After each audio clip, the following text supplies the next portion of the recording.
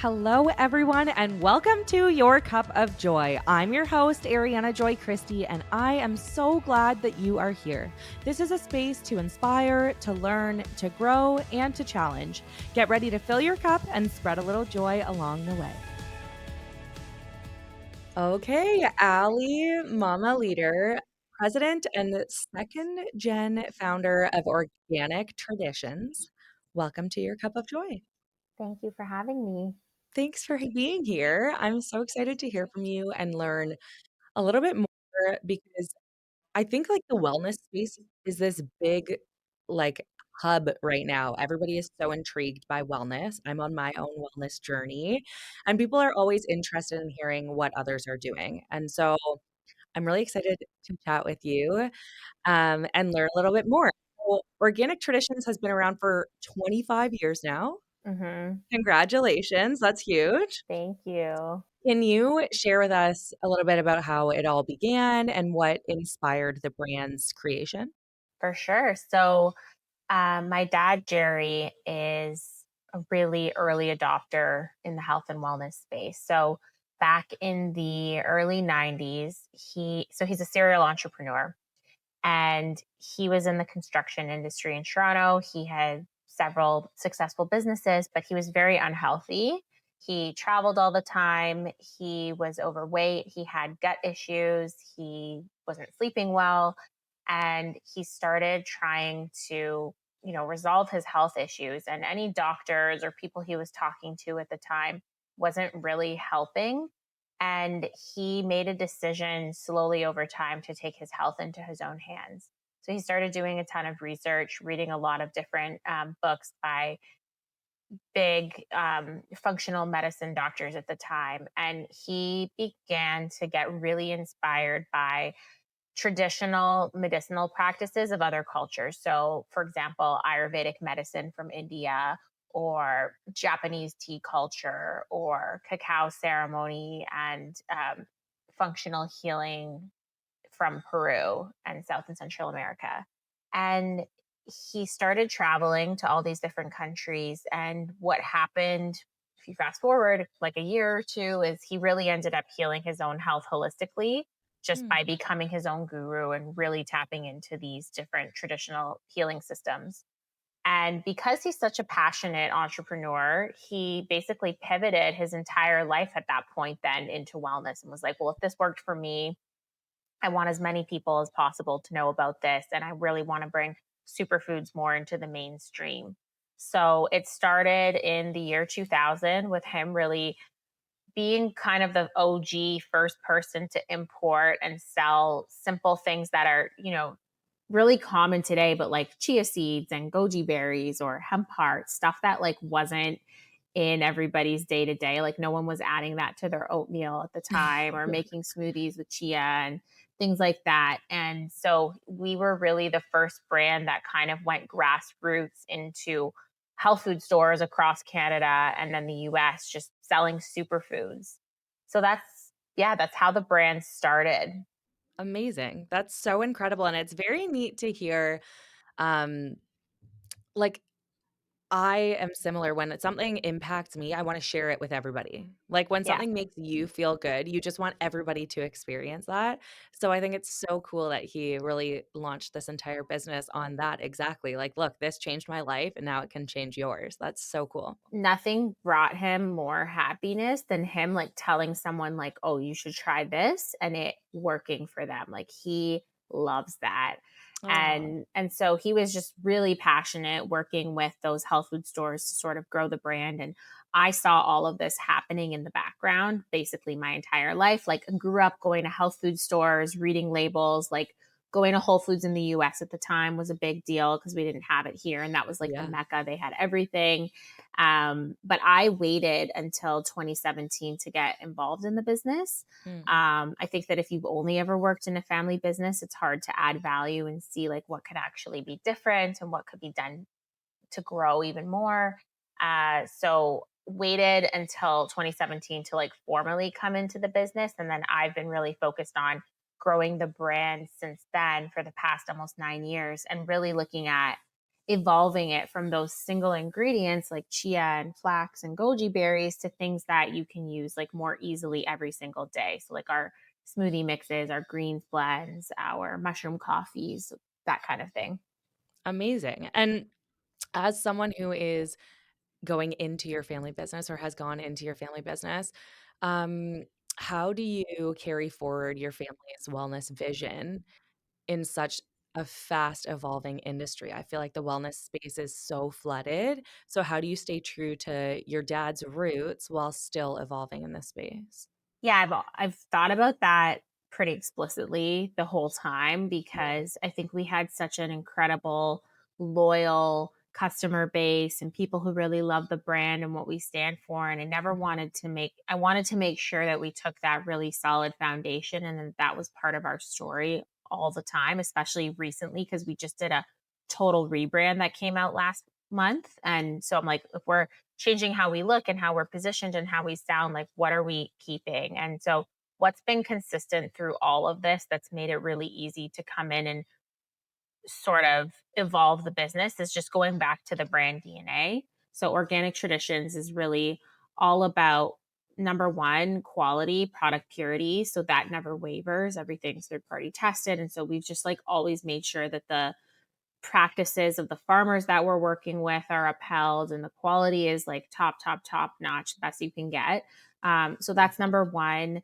The second thing is making it easy for people. So if our mission is to make it easy for people to incorporate superfoods into their everyday life, then that's the lens that I put on everything. Like, is this going to make it easier for people? The third thing being that we're empowering people with education. Like, we're not just telling you what to do, we're really trying to guide you, give you the information, and let you be your own health advocate in a way. Mm. Um, and then really fostering a sense of community through that. So, it's been pretty organic to be able to maintain those things because they're just so core to who the brand is. I think if we didn't have that like solid foundation, we would have wavered a lot more, especially with all the trends and things that you can like jump to in wellness today. But we've always stayed true to that.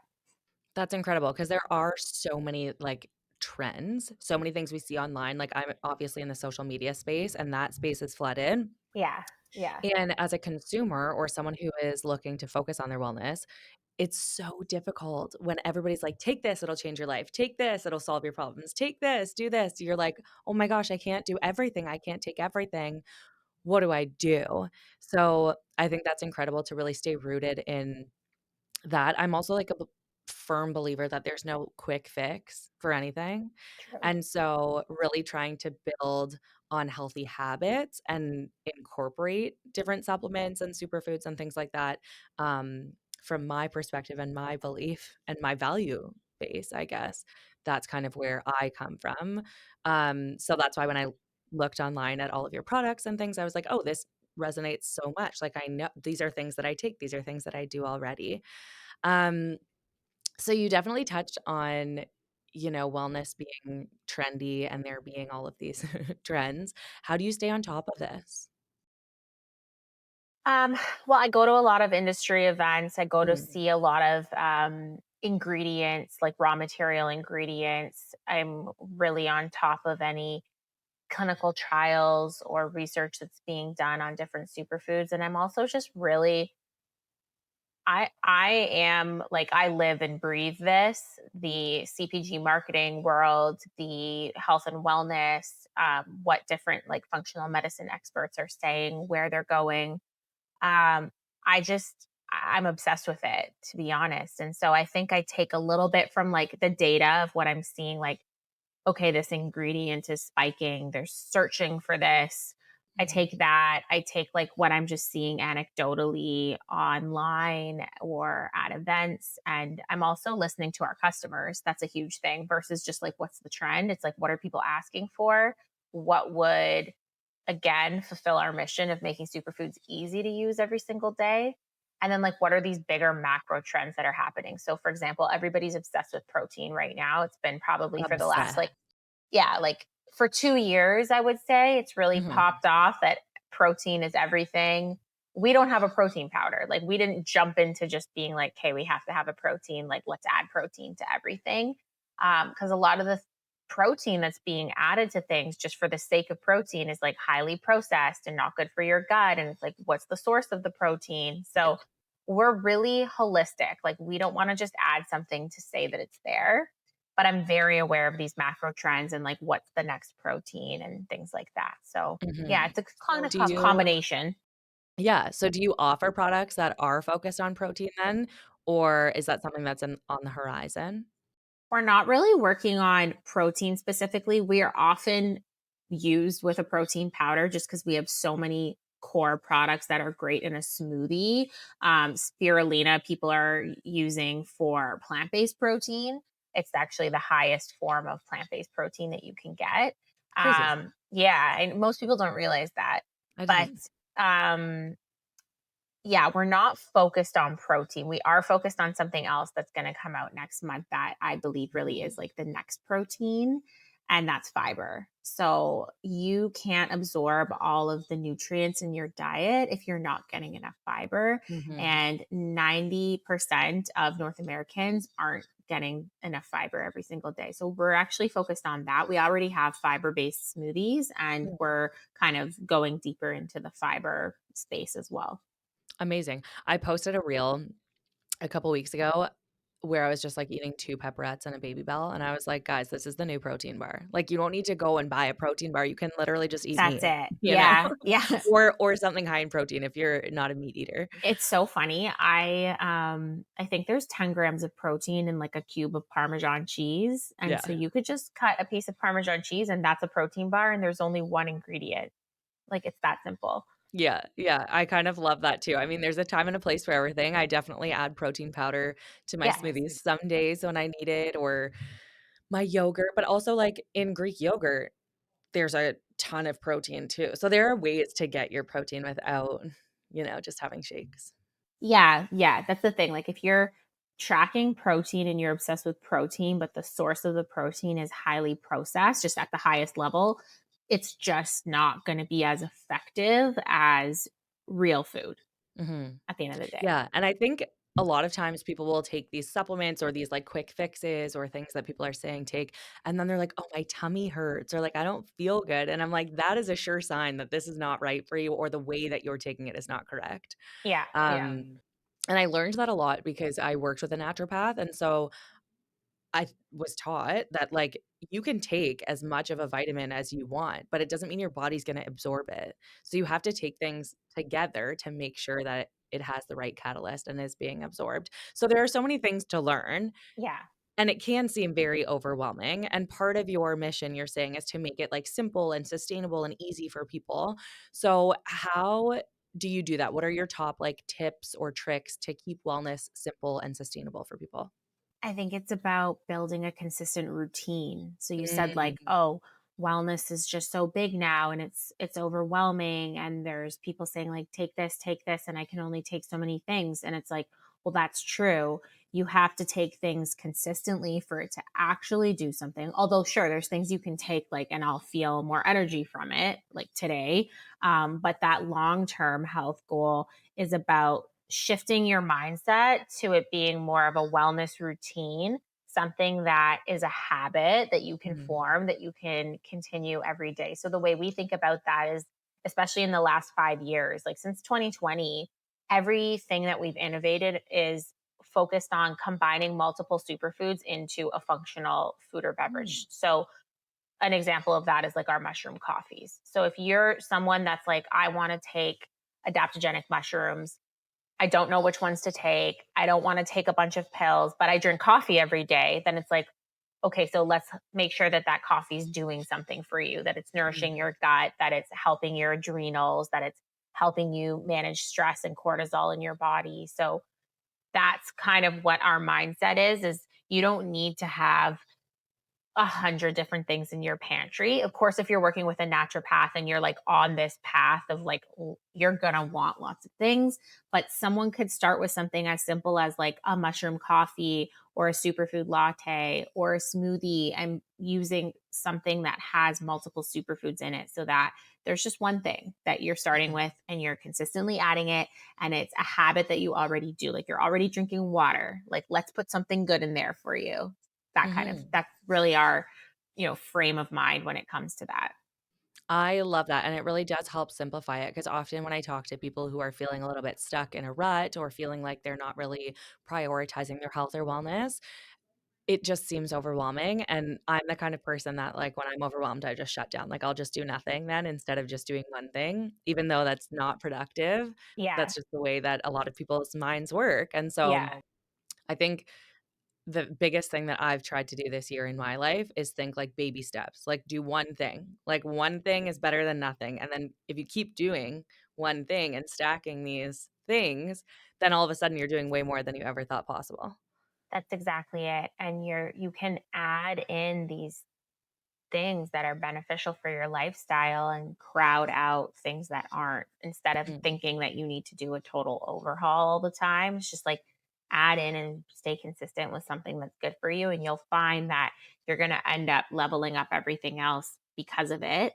um, Obviously this book has been around for a really long time, but Atomic Habits mhm, is a great book about just making something a true habit, not a goal, not a checklist, but something that you have like an actual physical and mental cue to mhm. do. So if anyone's looking for like, a way to integrate wellness habits, I think Atomic Habits is an incredible book to read. You don't have to wait till January.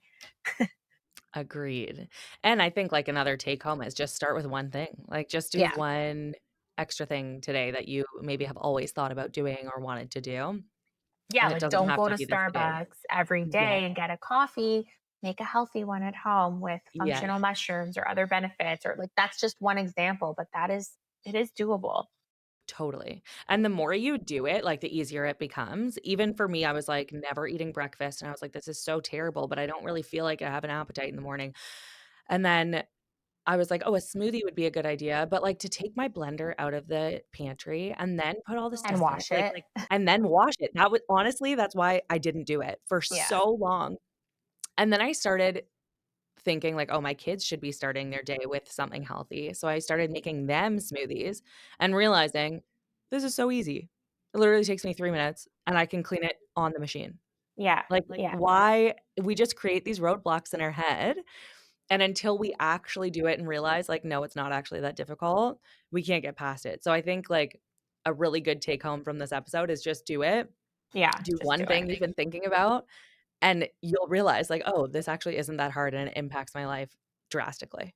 I was at a retreat like 2 or 3 weeks ago, maybe, and people were talking about their goals and things. And something came up where someone was like, you're the only one in your own way. You're the only one in your way. And for most of us, I think that's true. And so, like, for the past couple of weeks, I've really been thinking about that we make things harder than they need to be, not just on this, but in anything. It's like, you're the only one in your way. It's real.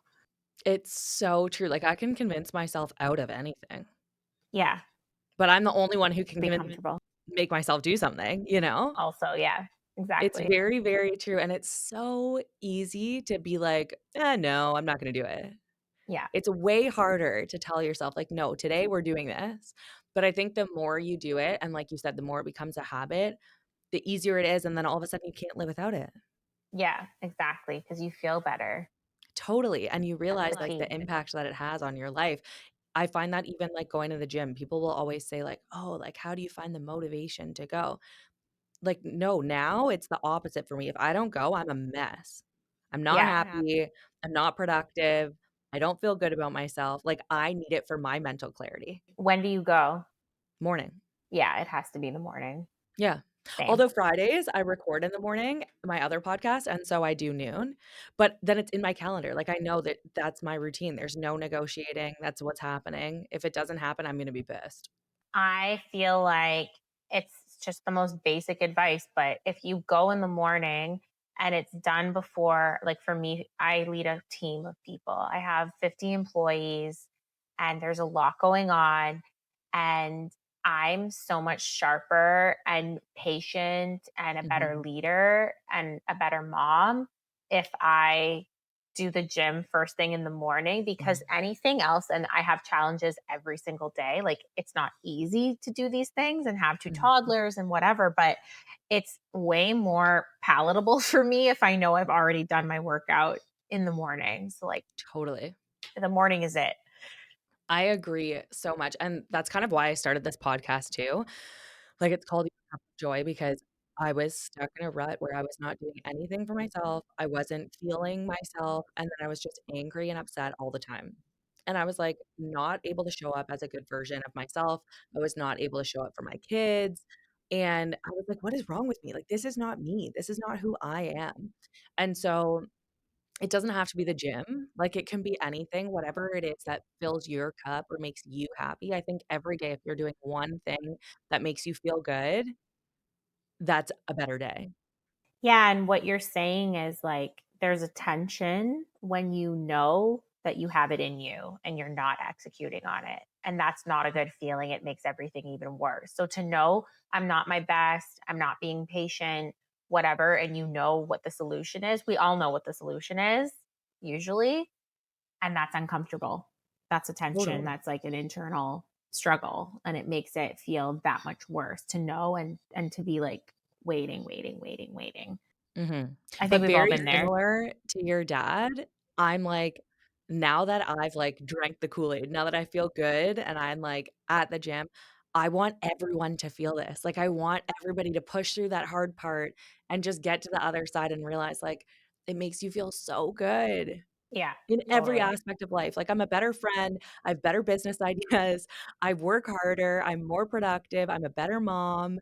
Like, it's crazy, and I often have people say like, "Oh, how do you do it all?" And I always think back to this saying, I guess, like, "If you want something done, ask a busy person." Somebody Yeah. who has a lot on their plate is getting their shit done. Yeah, it's about prioritizing. So this past July, it's actually a year ago this week that I signed up for this. Mm, I'm a really big fan of Jesse Itzler. I don't know if you know who that is, but he's no. married to Sarah Blakely, who's the founder at Spanx, and they're just really inspirational. I'm very much like tapped into a lot of entrepreneur inspo, because building a CPG brand is very isolating and you need that like great advice. And Mhm, they both really work in a lot of stuff that is like work and life and your total like life experience, because like what's the point otherwise, right? totally. Anyway, he talks about this Japanese concept called misogi, which is that every single year, and I don't even know if I'm pronouncing that right, so apologies if I'm not, but every year you need to, or you should pick one thing that's a life defining thing that you did that year. Because otherwise, the years just go by and you're kind of doing your thing. And it doesn't mean you're not working towards goals, but it's like, can you, like, if I say 2019, like, what did you do that year? What was like the one life defining thing that, and if you choose every single year something really hard or a goal or something that's like, that's my thing for this year, then when you look back, you'll have all these amazing things that you've committed to every single year versus sort of living more like a passenger in your own life. So coming back to how I got here is like what you prioritize being a busy person. So I signed up a year ago to do something called 29029, which is a um, triple marathon in the mountains. I'd never done a marathon before. I'm not a runner, okay, like at all. Oh my I'm gosh. very like weightlifting focused. And I signed up for this. I committed to it. It's you do a marathon a day for 3 days in a row on a trail. It was in Park City, Utah. Full like hiking gear, like poles, like an ultra marathon essentially. Oh my And that gosh. was like really, really, really hard. So I was training for hours. I was, training hours a day for months leading up to this. And like, did I Dang. have time for that? Absolutely not. But I prioritized it because I wanted to be like, okay, well, if I'm signed up for this, like, I'm I'm gonna do going it. for it. This is Mhm. like my hard thing that I'm doing this year. And I have to say, like, it absolutely shifted my mindset of what's possible. Had I ever done a marathon? before? No. Did I do 3 within 72 hours? Yes. And I'm not an Amazing. athlete, right? So I think it's yeah, like ruthless prioritization can really put you ahead. Totally. And setting those goals, and I think, like, knowing how your brain works or how you feel motivated, I think is also, like, a huge part of it, and understanding, like, what motivates you, what makes you tick, what makes you want to do things, what motivates you, and I think that's so badass. Like, Yeah, I that's so cool. did not want to go on like 10 to 12-hour hikes with a 25-pound weighted backpack to train for this for months in a row every weekend when my kids were like, "What are you doing?" Yeah. But, I was committed, and then I got to the other side and I got to show them like, "Look at this thing that I did." So, yeah, it was a That's really cool experience, and I'm actually incredible. trying to figure out right now like what's my thing for 2026 going to be because I'm planning it Oh, in November and December, like getting it all figured amazing. out.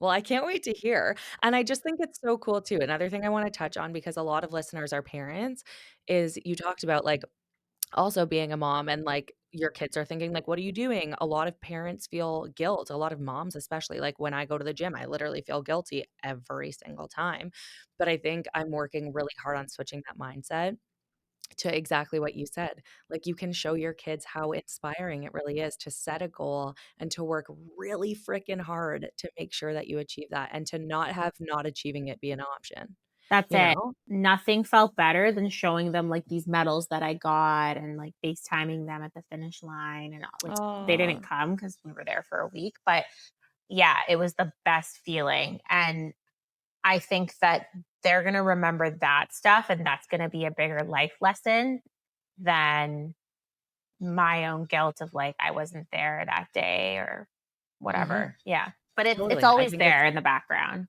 of You should course, a do it parent, anyway. yeah, and as moms, like, you're always gonna have that no matter what, I feel, to some extent, but I just think, like, those are real true life lessons you're teaching your kids that they're gonna take through their entire lives. It's bad and you're gonna feel guilty no matter what anyway, so you might as well do something that's healthy for you because it is just gonna benefit everyone. Truthfully, I couldn't agree more. Um, and speaking about, like, setting goals, doing these things, what are maybe some small daily habits that can have huge lasting impact and energy on overall well-being? For me, well, I guess it's 2 things. It's from a more practical standpoint as, like, a mom and a leader, it's my auditing my calendar and auditing my time. For me, that's like a daily, like I live in my calendar. It probably Mhm. sounds like I'm very type A. I'm not, but like I need to have that structure so that there's open space and time to be less structured. It's like Yeah. I have to be like over the top with it to allow for the free time to come in and know when that's happening and what that looks like. So daily habit for me is like auditing my time. Am I really spending my time on the right things? Like really think about like every meeting, every call, family time, like when is everything happening and is this the right mix? So I do that daily, weekly, monthly, like review, audit, shift things around, make sure that I'm being really, really effective. But then Mhm. from I think like more what you're asking, a health and wellness standpoint, for me, it's starting the day with my I've been doing this for probably 15 years. All I drink in the morning is water with 1 tablespoon of ACV, 1 tablespoon of lemon, and a scoop of Redmond's real salt. Everyone's obsessed with electrolytes and all these packets, and they have like a lot of other ingredients in them. And I promise all you need is like regular salt. I have I heard like that. electrolytes too, but that is the best way to start the day. So that's like my go-to in the morning. Um, Another thing that is really simple, but that I focus on is actually taking time to eat, which sounds like, okay, that's obvious, but it's not so obvious for me. Like I have to like schedule time to eat lunch. Yeah. And then at night, other things that have made a big impact on me is just not being on my phone at night and wearing, I wear red light glasses after Mm, 9 p.m. and try to go to bed by 10. It's my, like, amazing. that's my most consistent practices. Yeah, and those are all good, like, simple take homes that people can really focus on, I think, and take from this episode. For busy parents, hello, who are juggling a lot, most people listening, what is, like, one realistic way to sneak in more nutrition or superfoods? We talked about this a lot, but like smoothies are really great. Um, Again, it sounds basic, but there are both for yourself or for your kids just so many incredible ways you can do a flavor profile of a smoothie and sneak so much in there. So Mhm. I always tell people you really want to focus on making sure that a smoothie is not a snack, it's a meal, and that it's not something that's going to spike your blood sugar. So sometimes Mm, people think smoothie and they think like booster juice, like, I'm sorry, but a smoothie that has like 50 to 60 grams of sugar is just like greenwashing. Like, it's not actually healthy. You yeah. need to make sure that your smoothie has protein and fiber and a healthy fat, and then it's going to keep you full and your blood sugar is going to be balanced. Because just blending up Mm, like 60 grams of fruit, I'm not saying fruit's unhealthy, but if that's really like what's in there, you're just, even though it's natural sugar, you're actually just spiking your blood sugar. And then you're going to feel like a burst of energy, but then you're going to get tired, you're going to have brain fog, and you're going to be hungry again. mhm, So, sneaking in, like we have these fiber smoothie mixes, for example. So, that would get you a lot of micro and macronutrients. You'd get the fiber, you would get some adaptogens, for example, and other things to support your immune system. So, sneaking something like that in, adding in a protein powder, maybe adding in a collagen, making mm. sure that it's really well balanced is a great way to do that. And then the other thing would be, yeah, like any other functional beverage, swapping those habits. So, swapping in a mushroom coffee instead of a regular coffee, or like a matcha instead of coffee. Um, and for the smoothies, sorry, you talked about like, oh, like washing the blender, making it every day. You can buy, probably on Amazon, I think they have like these huge silicone ice cubes where if you make a really good smoothie that you love, you could freeze that and then just reblend them, like let them thaw for like 5 minutes and reblend it so that you're not like pulling out like 20 things every time you want to make a smoothie. It actually works really well. That's so smart and so much easier. I also find, like, this is why I love doing smoothies for my kids, but you can hide, like, A hide lot, yeah. so many vegetables. Like, when you say healthy fats, like, I put an avocado in. Like, Yeah. I have a Things child they that wouldn't only eat. eats crackers and cheese. Yeah. So, like, a smoothie a day is a must. Like, we have to have that or else I'm like, "He had 0 nutrients in his body today." Yeah, we also have we have sprouted chia and flax seed Mm, powder, which is actually pretty unique. The fact that it's sprouted really allows your body to absorb a lot more of the nutrients, mm, but it has no taste. So that for kids and even for adults is something that you could add that to soup. You could add that into mac and cheese, and it's just like makes it thicker, true. but it doesn't really have a taste. And then they're Huh. going to get healthy fats, omegas, great for digestion, great for your gut microbiome. So things like that. Or I put like hemp hearts as a topping onto pasta. Cause yeah, like kids want the beige foods, the carbs, and like Yeah. not a lot of other things. So sneaking it as like toppings and making that kind of like a game where they can put it on themselves, I find tends to work really well. Mhm. We call hemp hearts sprinkles in our Same. house. Yeah. We It's call it the best because sprinkles. we worked with, like, a nutritionist for children when we started solids with our kids, and they always said, like, "Add nutrient boosters," and so chia, hemp, these things are, like, nutrient boosters that add something of value to their food, and so, yeah, like, we always would let them We've put their always called it sprinkles on sprinkles, their stuff, yeah. exactly. And as they get older, like my son is 5 and my daughter's 3, them putting it on themselves is very important because it's like even if it's something they weren't crazy about, they're like, Mhm. but if they get to put it on, Yeah, it's okay, like then it's good. So I'm like, that's okay, so great, do it funny. yourself. We Yeah, actually my put kids it are the into like a exact same. shaker. So cute, I love that. Are there any common wellness myths or misconceptions that you love debunking? Yeah, I would say taking a all-in-one, like there's a lot of big all-in-one greens powders on the market Mm, that I won't name names. They don't necessarily have all of the ingredients disclosed. And so I think there's the myth that if I take this one thing, then like I've done enough and I'm going to be I'll be healthy because healthy. it has like multivitamins and all of these things. And so that's not bad for you by any means. It's probably still good for you, but I think it's a myth that then you can do anything else you want, like outside of that, like drinking this one green drink every single day. Like Yeah. you still have to eat whole foods and, you know, you can't just like have Kit Kats because you had this one green drink Yeah. every day. Like it's really not going to move the needle for you. So I'm like, Yeah. it's just there's so much greenwashing. I guess yeah, this isn't a myth. It's just I'm so deep in it in the industry. I see so much and like I hate when products say that it's like with probiotics or it's with ashwagandha or and then you look and it's like the last ingredient and there's barely anything in there. So it's not so much a myth, but like more of, I guess, a watch out is like you truly do have to be your own advocate and read labels. And if you want something that's really going to work, you have to like look for functional doses. That's Mm, just like me being irritated as like a product formulator that like stuff doesn't really do what it says it's going to do if the amount that's in there is really just in there as a marketing claim. totally. Yeah, I think it's important to not just read, like, the headlines or, like, the title, but, like, look at the ingredients, how much is in it.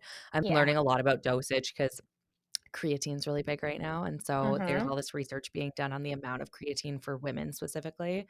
So I'm always intrigued as to, like, what dosages are on each type. So what like how much do you take right now?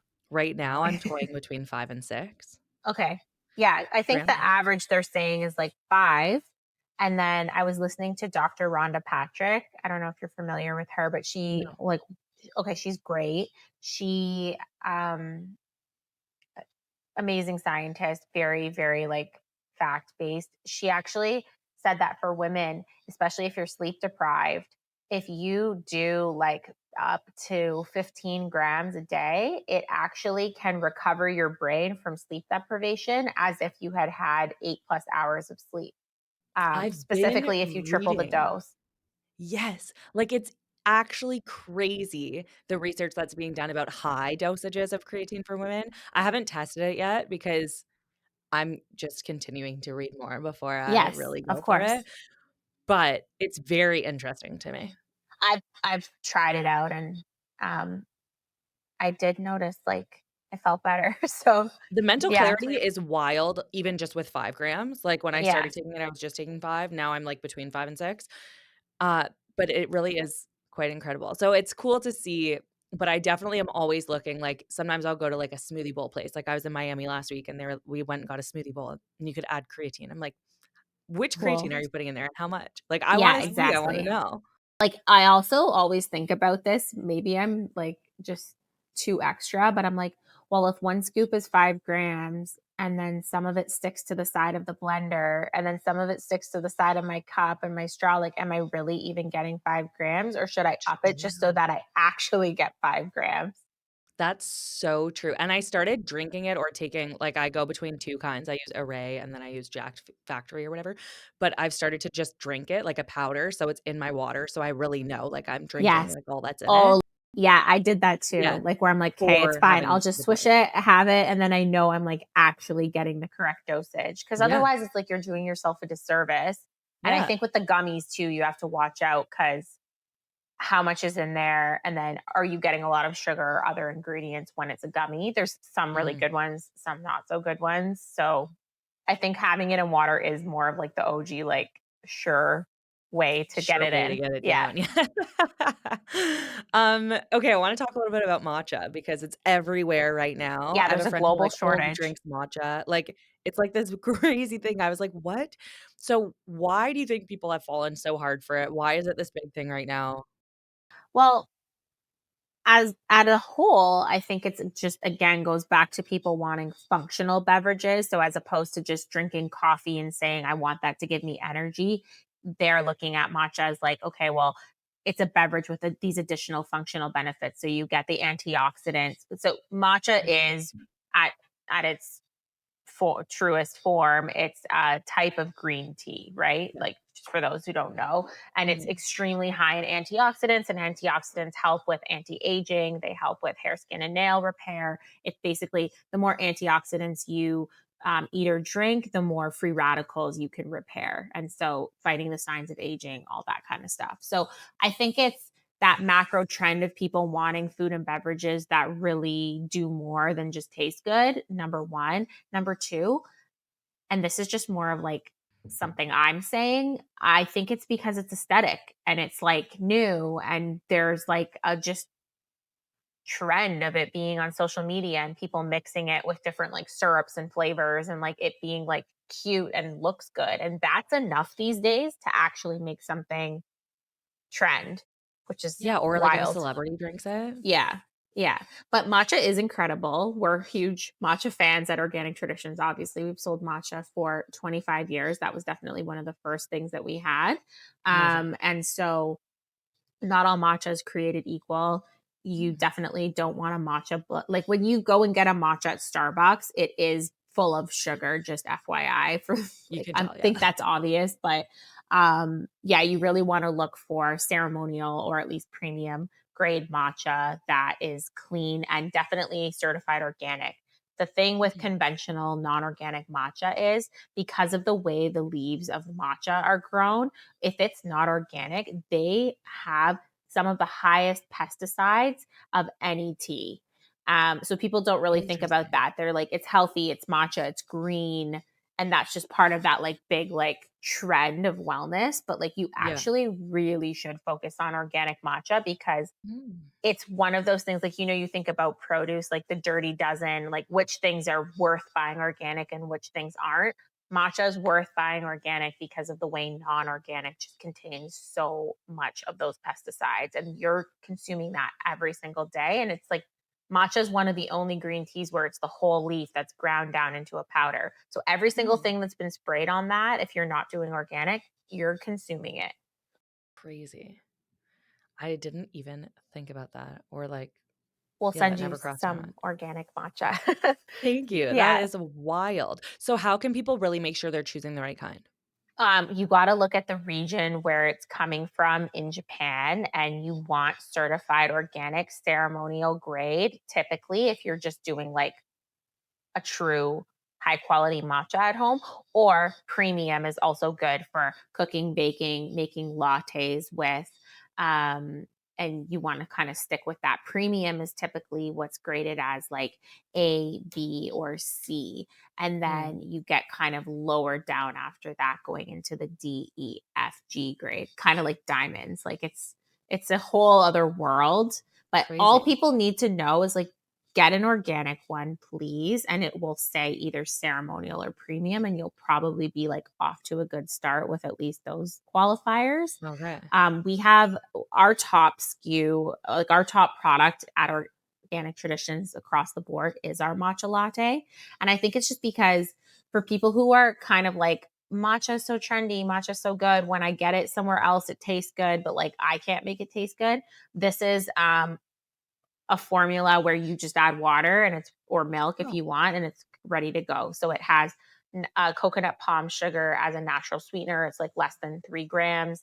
It has coconut milk powder in it. So it's very creamy and has like a milky base if you even just want to add water. And then we actually have 1 billion probiotics per serving in ours. So it's crazy. nourishing your gut at the same time. So that's like an easy way for people to be like, how do I make matcha at home? Is try the matcha Just try latte. that. Or if you have your own go-to ratios, like people are very like particular about their Yeah. matcha if they love matcha. So then we also Mhm. sell plain matcha and have for years as well. But if you're a newbie, you can If you're a start out newbie, with try the matcha the latte. latte for sure. Okay, I have to try. That sounds so good. How do you see the future of functional wellness drinks, especially evolving over the next few years? I think it's just gonna get bigger and bigger and bigger, Mm, and it's gonna become like everyone's pouring some kind of powder or something like into their beverage. I think it's also gonna evolve into more ready to drink format. So like mm, we've especially in the US, Canada's late to the game, but you'll see in the refrigerated section like stuff that's already functionally dosed that's just ready to drink, as well as more powders and things that people are adding. mm. That's definitely just going to keep getting bigger and not go away. And Yeah. I think we're hopefully going to start to see it permeate into like airports, restaurants, cafes, more like out of home situations because the demand is just going to continue to grow. Yeah, and it's true, like, even when I was traveling last week, like, I was looking for things that I typically would have at home without having to pack it, you know? Like, is there creatine in the airport? Are there protein drinks? Like, I was really Yeah. looking for all of those Or things. am I like that person that has like 20 like baggies of powder and like stuff like in my Literally, luggage? because I almost if I checked a bag, I would have been, like, that's how Yeah. I pack, you know? Yeah. Totally. So, that's so interesting, like, a more convenient way for people to access the things that they're having. I just don't think it's going away anytime soon. Mm, There's such a strong demand for functional food and beverage and gut health, and mhm.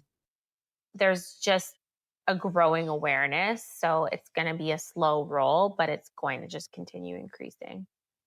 Interesting and exciting. Like, it's Yeah. kinda cool as new Good. products come out and things Yeah. to try. Allie, to end, I usually do some rapid fire. Are you okay with that? Yeah.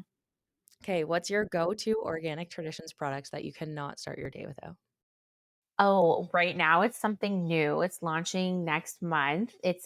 I'm so excited about this. It's very fiber forward and I add it to my coffee and I add it to my water Ooh, all day. And amazing. I'm going to send you some to try. Thanks, I'm excited. What's your coffee or matcha order? Your beverage of choice? Right now I'm into coffee at the moment. I kind of go between matcha and coffee at home, to be honest. If I'm out, I'm ordering a coffee because I don't like the matcha that I'm getting out and about, to tell you the truth, just because of everything I said about organic and what they're putting in it. Mhm. Sorry, this is rapid fire, but That's okay. yeah, my coffee is really just like a coffee with a splash of cream, some cinnamon, and Ooh, maybe stevia if I want it sweetened or some honey. love. What's one wellness habit that you swear by? Sauna. Oh, interesting. Love, Love that. love There's sauna. lots of research on that right now of how good that is for you too. Yeah, the same doctor, Dr. Rhonda Patrick, talks a lot about the benefits of sauna. So cool. If you could give one piece of advice to anyone starting their wellness journey today, what would it be? Just start and don't get overwhelmed and just be Mhm. consistent. Love that. Well, thank you so much for joining me. Where can people find you, connect with you? Yeah, I would encourage everyone to check out Organic Traditions. It's at Organic Traditions everywhere and organictraditions.com. And then I'm at Ally Zeifman on Instagram and TikTok as well. Amazing. Thank you so much. Thank you. Thank you so much for tuning in to this episode of Your Cup of Joy. I hope you enjoyed today's conversation as much as I did. And if this episode resonated with you, or if you've been loving this show, I would really appreciate it if you could take a moment to rate, review, and subscribe wherever you are listening. Your support helps the podcast grow, it helps it reach more people, and it means the absolute world to me. So keep filling your cup with joy, and I will see you in a couple of weeks.